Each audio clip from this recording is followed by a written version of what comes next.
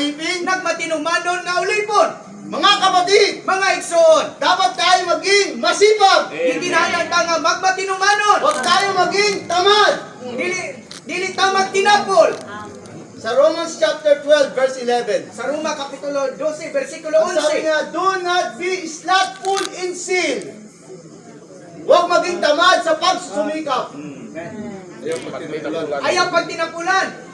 Huwag maging tamad. Ayaw pagtinapulan.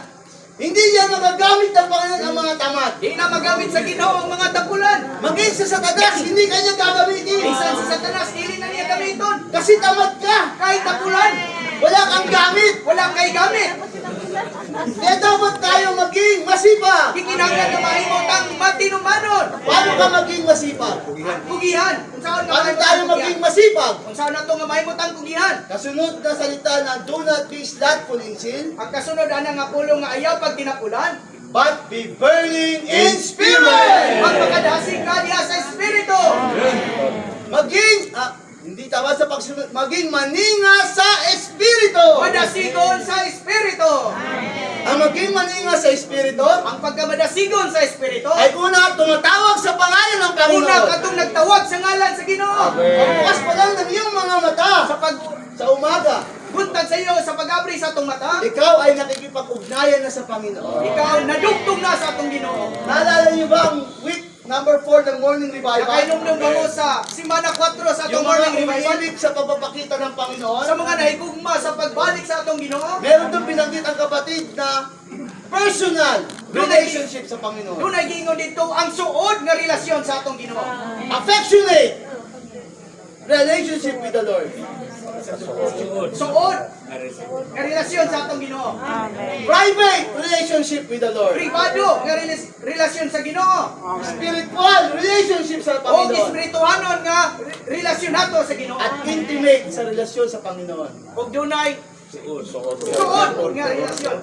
For short, brothers, ang mga kapatid, Sa pinakamubo ni tanan unta nga mga huwag niyong isaw. kalilimutan, PAPSI. Ayaw kalinte kining papsi. Alam yung PAPSI? Personal, affectionate, private, sweet, or intimate relationship sa Panginoon. Praise the Lord! Kapag kayo ay merong PAPSI tuwing umaga sa Panginoon, Kung matagungkan doon na tayo nga papsi sa atong Ginoo. ulitin ko, personal, Mas muna ko personal, affectionate, affectionate, private, private, sweet, sweet, or spiritual, and intimate intimate. relationship sa Panginoon. Mapapaningas ang ating espiritu. Musiga pa ang atuang espiritu. Amen. Tayo'y makapaglilingkod sa Panginoon. Makaalagad ta sa atong Ginoo. Ang Romans 12:11, Ang Roma 12:11. huwag maging tamad sa pagsusubikap. Dili magtinapulan sa pag-alagad. Maging maningas sa espiritu. O dili magmadasigon diha sa espiritu. Naglilingkod sa Panginoon. Nagalagad sa Ginoo. Naglilingkod sa Panginoon. Nagalagad sa Ginoo. Alam niyo ba ang paglilingkod? Kabalo ba mo unsa ang pag-alagad? Ang paglilingkod ay ang pag-apaw ng buhay ng Panginoon sa atin. Ang pag-alagad mo man ang pag-awa sa kinabuhi sa Ang Ginoo nga tunay na ninato. paglilingkod ay ang pag-apaw ng buhay sa atin.